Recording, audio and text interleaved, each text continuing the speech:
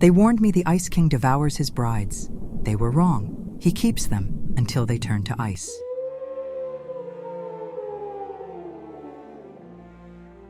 Snow had a sound if you listened long enough, a tight hiss when it scoured stone, the sigh of a drift surrendering to its own weight, the minute glass chime of flakes striking frozen panes.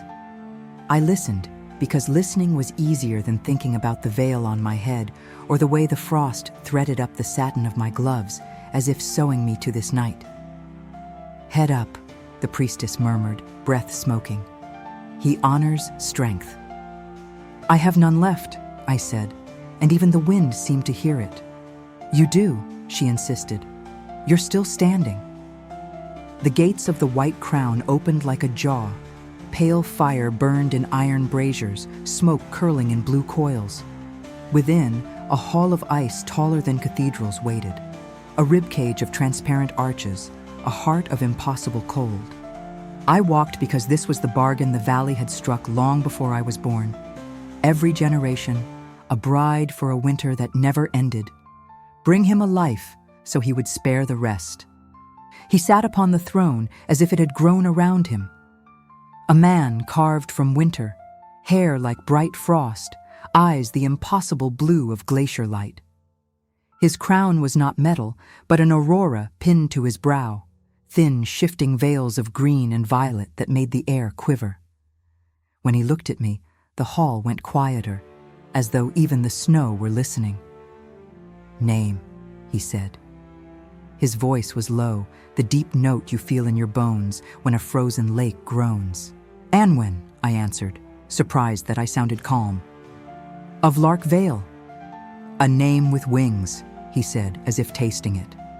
"I am Kalin, keeper of the White Crown. You come willingly?" "No one comes willingly," I said, and the priestess sucked a warning breath behind me. "But I come with my eyes open." A curve of something, amusement, touched his mouth.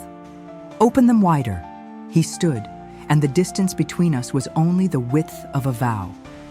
When his gloved hand took mine, cold arrowed through silk, through skin, through marrow, like a silver wire pulled straight through to my heart.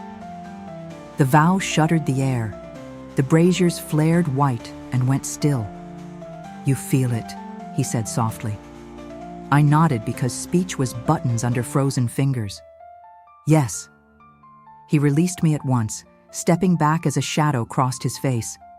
"Then don't touch me again," he said, "for your sake. I thought I was here to be your bride." "You are," he said. "That is why you must not touch me." He turned his face away, as if the shape of me hurt him.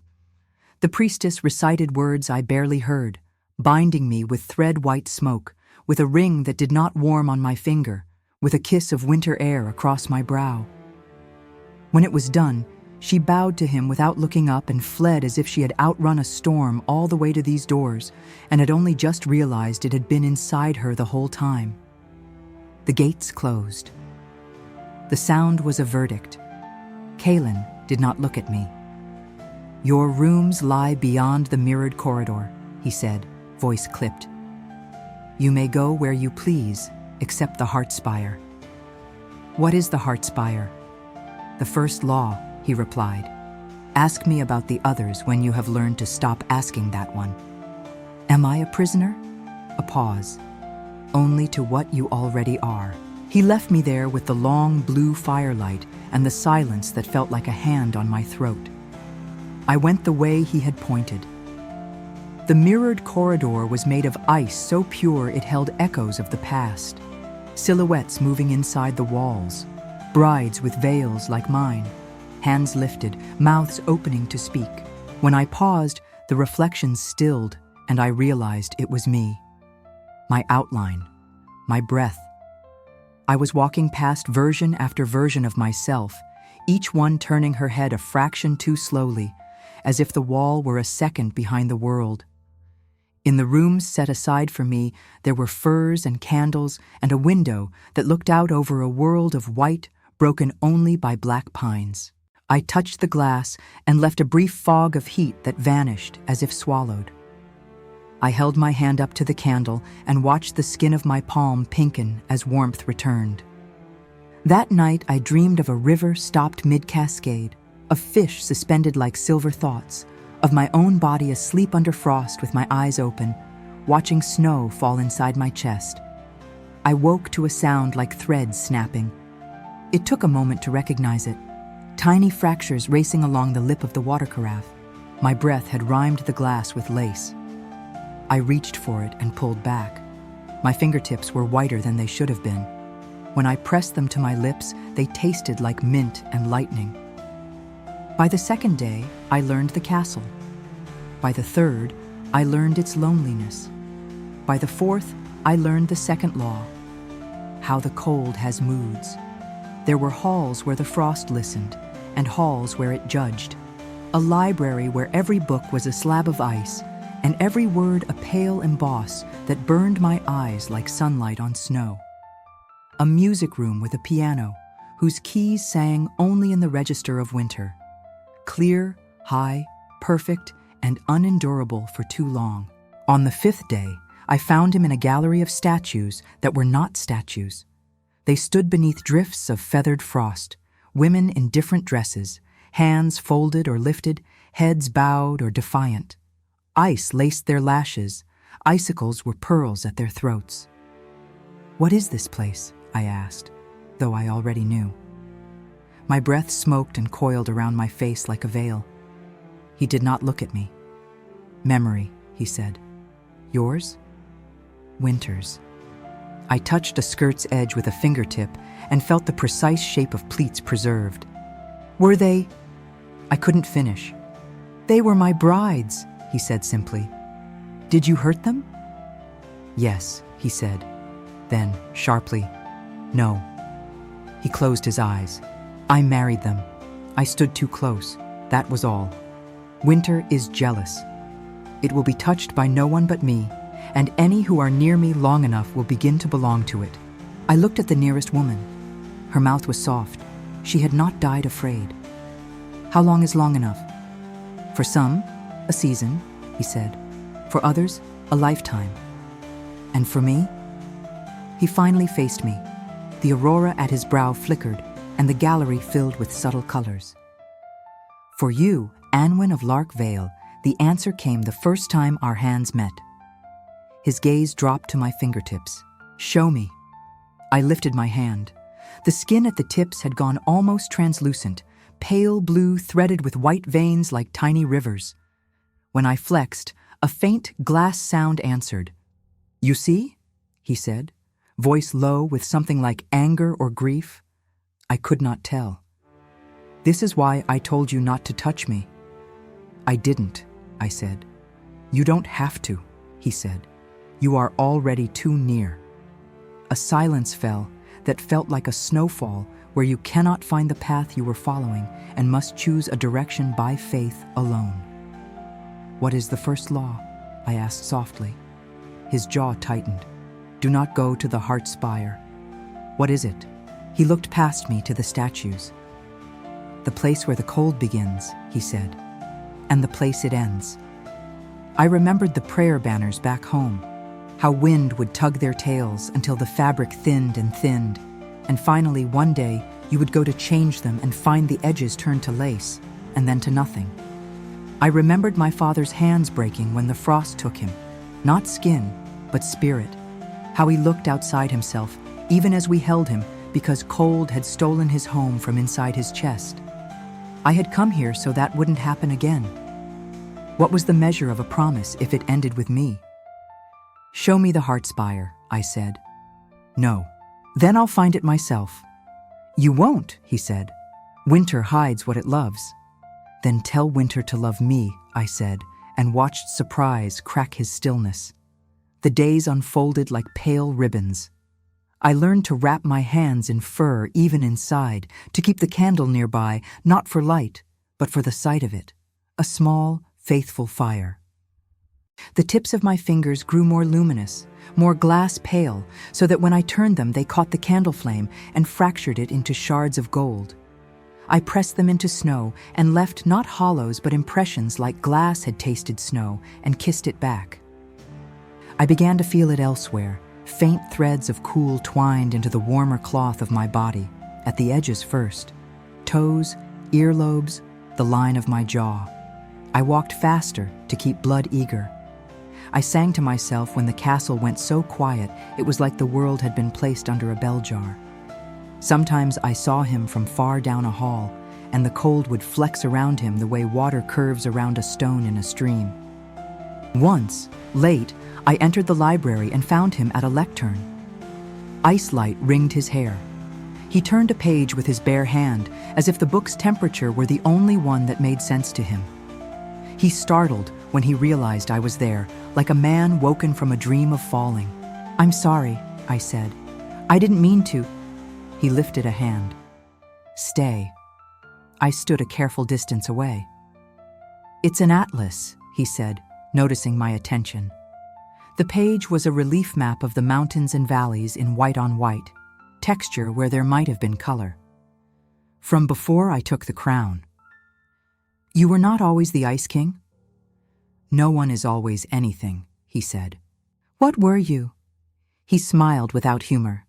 "A boy who loved summer too much. I ran to the high meadows every chance I had. I swam in the thaw. I stole cherries and stained my mouth red." His thumb skimmed the margin, and a soft frost bloomed there. "I did not understand that you can love a thing too fiercely and still be the wrong person to keep it." "What happened?" "Winter," he said simply. "It needed a keeper. I was strong enough to stand in it. A breath like a laugh, and foolish enough to stay." I thought of how strength and foolishness often wore each other's cloaks. "You don't have to be alone," I said. "I do," he answered. "Because you shouldn't be. Let me decide what I should be." He closed the atlas and finally looked at me fully. For an instant, I saw him not as the Ice King, but as the boy who loved cherries.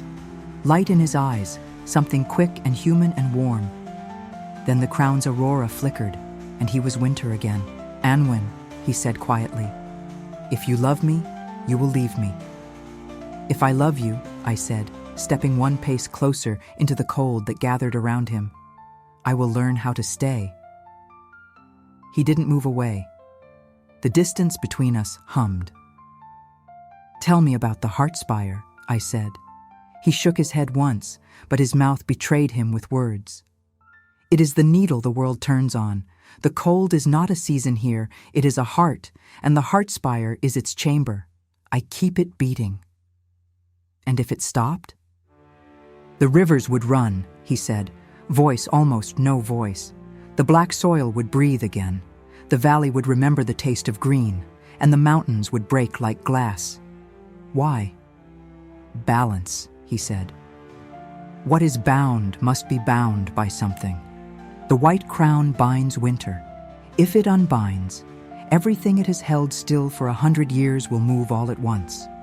The world will tear its own seams. People will drown while the valley forgets how to be a valley and tries to be an ocean instead." I pictured hills lifting into waves, pine forests thrashing, homes tumbling like beads cut from a thread. "So, we keep winter," I whispered. "So I keep winter," he corrected.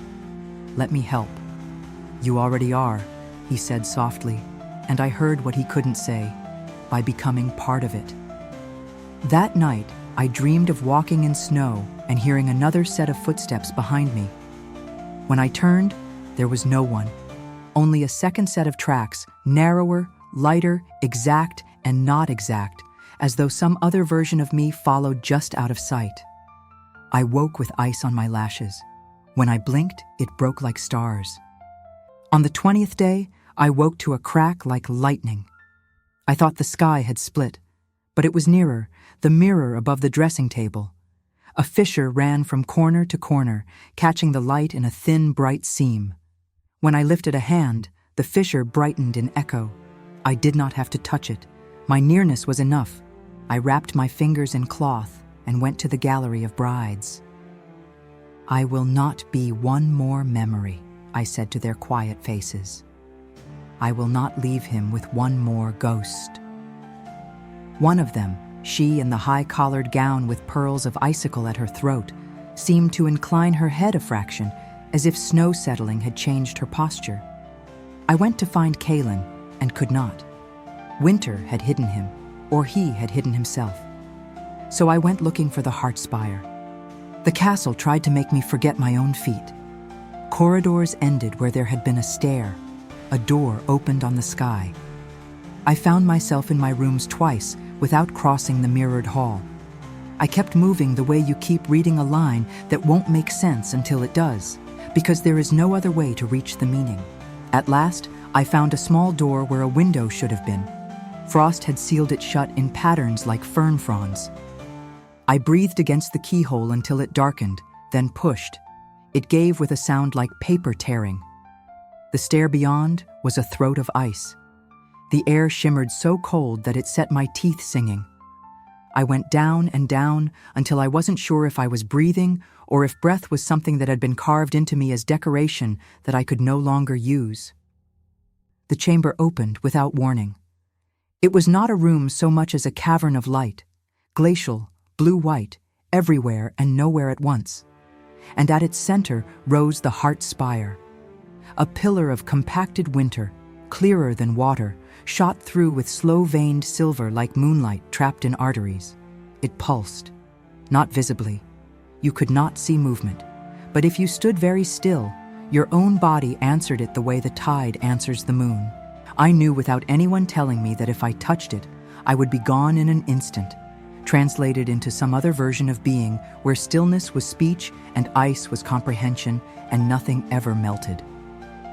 Anwen. His voice echoed strangely here, as if two of him spoke slightly out of phase.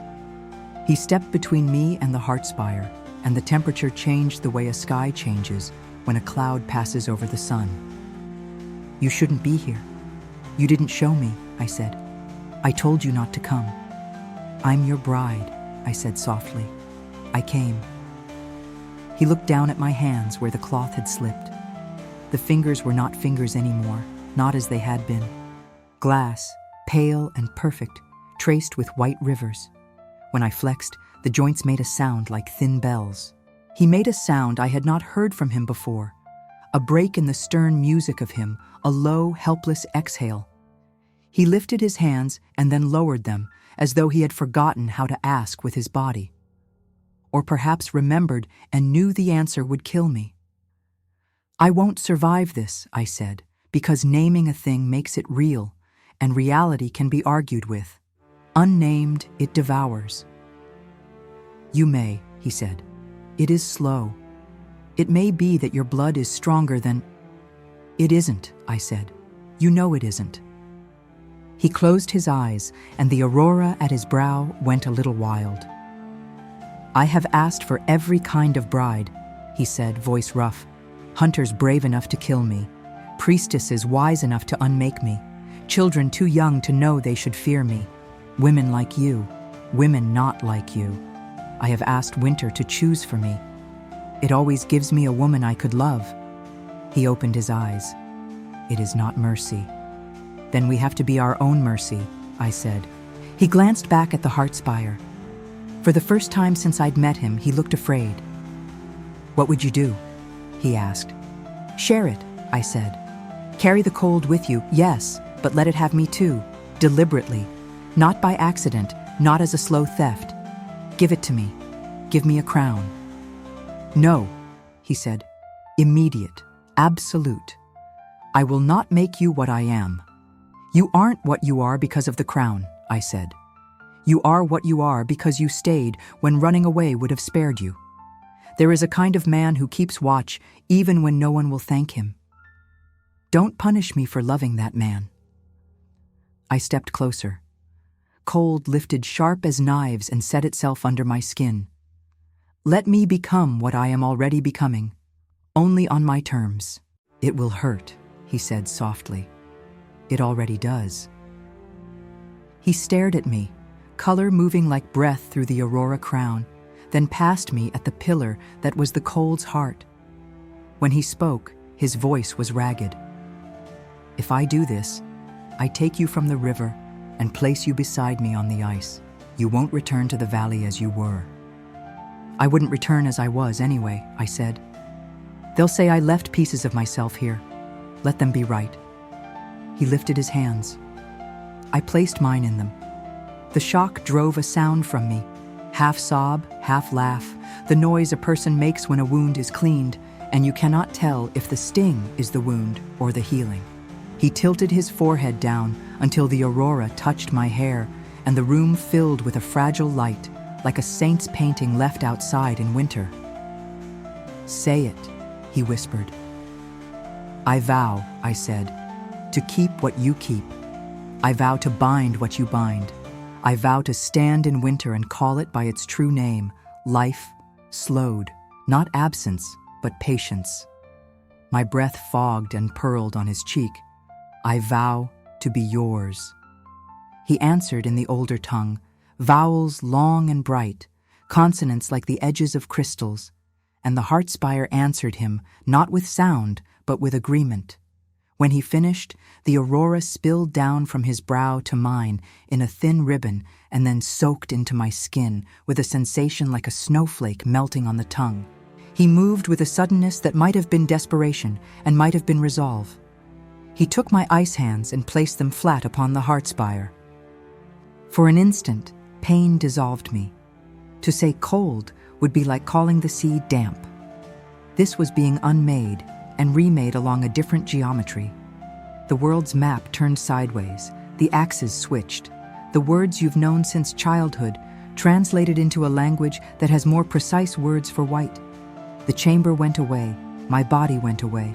There was only pattern and the movement of pattern and a sensation like sorrow, so clean it was almost joy.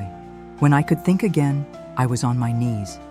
He was kneeling with me, his arms around my shoulders, his forehead to mine. It was like being held inside a bell while it rang. It took, he said hoarsely. You're here, you're here. I'm here, I whispered. I raised my hands, expecting to see them gone.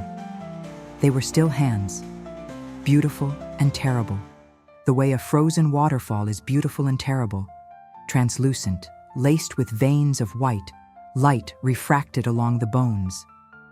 When I flexed them, fine hairline frost blossomed along my wrists and faded. I don't feel, I began, and stopped.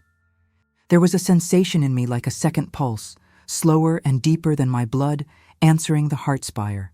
Not subservience, not surrender, accord. It will be easier now, he said. Your nearness won't steal you piece by piece. You took the cold in your own name. Does that mean I won't finish? The word I didn't say sat on my tongue like iron. Freeze. He hesitated. It means you won't finish without choosing it. His eyes were bright with something like awe. You did in a breath what took me a year. I am an obstinate woman, I said. Ask anyone in Lark Vale. A breath of laughter shook him. He helped me stand. When we did, the heart spire gave a faint sigh, like a tired animal laying its head down. For the first time since I arrived, I thought I heard another sound in the castle, an echo of water, hidden and soft, as if deep in the stone, something remembered how to run. We walked the stair up in silence, the kind of silence that isn't empty, but full of what has just happened and what will come of it. In the days that followed, I learned my new body the way you learn a new song, where it wanted to rise, where it needed to pause. When I placed my palm against the glass of my window, the frost flowers that bloomed now followed patterns I chose. Ferns, feathers, almost letters. In the music room, I could finally press the keys without splintering the sound. The notes came low and clear like bells hung in fir trees. In the gallery of brides, the light changed. It may have been my eyes, or the aurora at my brow, or the way winter bent around us now, but I saw them differently. Not as deaths, but as vows kept too perfectly. I touched the high-collared gown again and felt no ruin, only stillness. Rest, I whispered. We'll keep it for you. Sometimes the cold rose in me too fast. My breath would turn to white ribbons, and I'd sit and place my hands over the candle, not to warm them. They would never be warm again, but to watch gold fracture through the glass of me and remember what heat looked like. Sometimes he forgot and reached for me. The first time, both of us flinched. The second time, we did not. "I don't hurt you?" he asked quietly when his fingers curved around my wrist, thumb finding the groove where once there had been a rushing river of blood. Now there was another river, slower, bright as moonlight. "You don't," I said. "You never did." "I hurt other women," he said, almost to himself. "No," I said. "Winter did. You were only where Winter had chosen to be." He shook his head like a man refusing a crown. "I was its willing instrument." "And now you are mine," I said, and he laughed, a startled thing, rare as a fox at noon.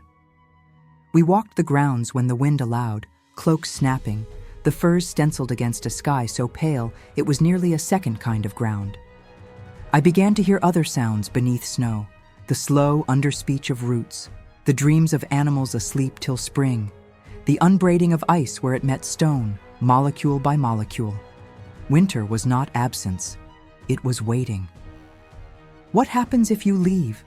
I asked him once, halting at the black edge of the pines. "I don't," he said. "Ever?" He flicked me a glance. "Have you?" We looked at the valley together. White smoke rose from Larkvale's chimneys like the words of a prayer. I wondered if anyone there had imagined that prayers are answered with bargains, and bargains with vows, and vows with knowing how to stand where you are. Spring did not come. That was not the nature of this place. But there were days when the light was a fraction warmer, and the frost flowers on my window grew feathers instead of ferns. And down in the ice of the river, there was a line of shadow where the current pulled insistently at its leash. The valley learned to hear what I heard, the world biding its time, not dead, not even asleep, patient. "You changed it," Kaylin said one evening, when we stood in the Heartspire chamber not touching the pillar, but near it. "The beat is different." "I asked it to make room," I said. "For us." He tilted his head. The aurora trembled, then smoothed. It listened. "Winter loves you," I said. "It had to learn to love me, too." "And did it?" "Ask it," I said, and laid my palm on the ice. The chamber exhaled. A fine mist rose and fell like a breath taken and released, and when it settled, it left behind the thinnest trickle of water at the base of the pillar, so slight you could only see it because it reflected stars from nowhere. "Not yet," I said, "but it's learning." The first time someone from the valley dared to come, it was a child, thin as a willow switch, hat too big. He stood at the foot of the steps and shouted, "My mother is sick! Will you?" And then seemed to remember who he was shouting to and tried to swallow his own voice. Kaylin and I went down together. The cold parted for us like a tide. The child's eyes were too wide, so I knelt to make mine closer to his height, hands folded where he could see they were not weapons. "What is her name?" I asked. "Betta," he said. "She can't get warm, and she can't get cold, and she keeps saying her bones feel like glass." I felt him watch my hands. "Glass is strong," I said. "It breaks sharp, but it holds a lot before it does." I glanced up at Kaylin, and he nodded. "Tell her to breathe slow. I'll come." You'll leave?" the boy stammered, as if the word meant something larger than distance. "I will go," I said, "and return. Winter will not mind." It didn't. He had taught it how to be kept. I had taught it how to share. In Betta's cottage, I touched her brow and felt where cold had entered wrong, not like the waiting of winter, but like a theft. I took that cold into myself, the way a wick drinks oil. It hurt. I let it. When I rose, my fingertips were brighter blue than usual, and Betta's breath no longer smoked indoors. "What are you?" she whispered, eyes on my hands. "Queen," the boy said solemnly, as if that answered everything. "Part of what keeps this place," I said, and it did not feel like boasting, but like a simple weather report. "Will spring come?" Betta asked, eyes hopeful and afraid of their own hope. "Not as you remember it," I said gently. but there will be days when the light feels like a hand on your hair. There will be water, a little more each year. Your bones will not feel like glass forever. She lifted my hand in both of hers before I could stop her and pressed a kiss to the glass skin of my knuckles. Thank you. I did not shatter. I did not steal her heat. I held the cold steady so it could be used instead of using. Outside, Kaylin stood like a shard of sky planted in snow and looked at me as if I had done something impossible and ordinary at once. In the second winter of my being, a thaw came that was not a season but a song. River ice sang before it parted.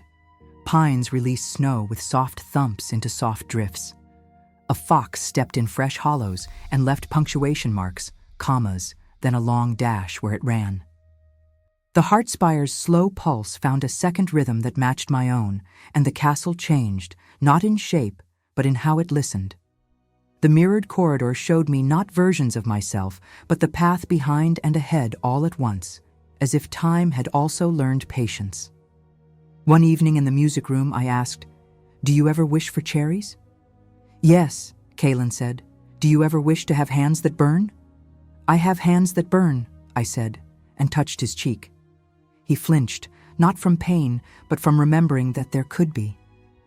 He turned his head and pressed a kiss into my palm. Barely there, a breath, a vow in a different language. "You do," he said. We did not love like other people. We could not. Our kisses were brief, or they were long enough to change the color of the room. Our bodies learned the places where ice and heat make a third thing neither. We loved in the narrow band, where a river's surface is thin enough to break with a heel and thick enough to hold a fox. We learned to speak before hunger made us thoughtless. We learned to rest after. We did not take, we kept. We did not melt, we made room. In the third year, I returned to the gallery of brides and knelt. "You were not devoured," I told them. "You were too faithful. We will hold your vows until the world can bear them." Light through thickness made halos around their faces. Sometimes still, fear woke me. The old fear that I would wake a statue, that I would hear the small, sharp music of myself forever. On those nights, Kaylin and I went to the Heartspire. We stood close enough to argue with it, and not so close that it could forget us. We placed our palms on the ice together and let it see that there were two of us now, keeping the beat. "You asked if I ever leave," he said once, breaking a long quiet. "Yes, I did once," he said. "For a day, years ago. I thought perhaps if I made myself a story in the valley, I would be less of a monster here. I walked the market. I ate an apple. I watched children throw snow until their fingers burned, and they did not care. What happened? I returned," he said simply. "Monsters do not get to be stories. Monsters have work." "You are not a monster," I said. "I am what keeps a thing most people fear," he said. "It's close enough in the dark." "Then I am also what keeps it," I said. "And I am not afraid." "You were once." "Yes," I said. "And then I loved you." He rested his brow against mine so that the aurora laid a thin band of light across both our faces. "And then you loved me," he echoed, as if loving were a sequence of doors we had both learned the knock for. "If I tell you we lived happily ever after, you will either not believe me or you will think you know what that means. Neither is true. We lived. We kept. We learned the names of 1,000 kinds of silence and 1,000 ways to teach cold how to be kind. I grew old and did not. I became more glass and more woman and did not choose between them. In my hands, the frostwork grew more intricate until I could write poems on windows and then erase them with the heat of my breath. When I stood in the door of Betta's cottage to see her son's child, the child reached for my hand without fear and left finger stars on my skin like a constellation learning its own story. The valley told stories about us, as valleys will. In some, we were tyrants who demanded brides and made statues of them for sport. In others, we were saints. In most, we were convenient, the way a mountain is convenient. You always know where it is. and you place your life around it as you must. Sometimes, when the sky went that particular pale pink a page goes when a candle is behind it, I remembered cherries, though I had never eaten one. Sometimes Kalen would tilt his head and say, "Do you hear it?" And I would listen and hear nothing and then everything. Fish turning in the dark under ice, the small, relentless song of water insisting on being water, my own slow second pulse saying yes and yes and yes. On the longest night of the year, we returned to the Heartspire together. We did not speak. I placed my glass-palmed hands upon the ice. He placed his winter-strong ones beside mine. The chamber brightened until it showed us to ourselves. Two figures, crowned with color and with quiet, each holding a thing too large for any one person and therefore bearable because there were two. The pillar did not diminish. It will not in our time. It thrummed, and the castle answered, and the valley below slept and dreamed of ways to live that did not require a single season to be everything. I thought of the brides who had come before, of the boy with the hat too big, of Betta, of the river learning patience. I thought of how love is not the melting of what is hard, but the choosing to hold it and be held by it and not mistake being kept for being caged. He looked at me, and the aurora tilted. "Anwen," he said, "my name a warm place in the cold." "Kalen," I answered, his name a cool place in the heat. We stood like that for a long time, being kept, until the Heartspire took a breath and let it go, and the castle exhaled with it, and I felt the smallest trickle of water at my feet resolve into the future. They warned me the Ice King devours his brides. They were wrong. He learns how to love them without letting winter have the last word, and I learned how to become winter just enough to speak back. And so we keep the world between us. And so it keeps us. And so, in a place that calls itself endless, we found something that ends and begins and ends again, the way a heartbeat does, the way a vow does each time you say it and mean it as if it were the first and only time. I am yours. I am yours. I am yours, always. If you like this story, please like, share, and subscribe. It helps my channel grow. Thanks for watching.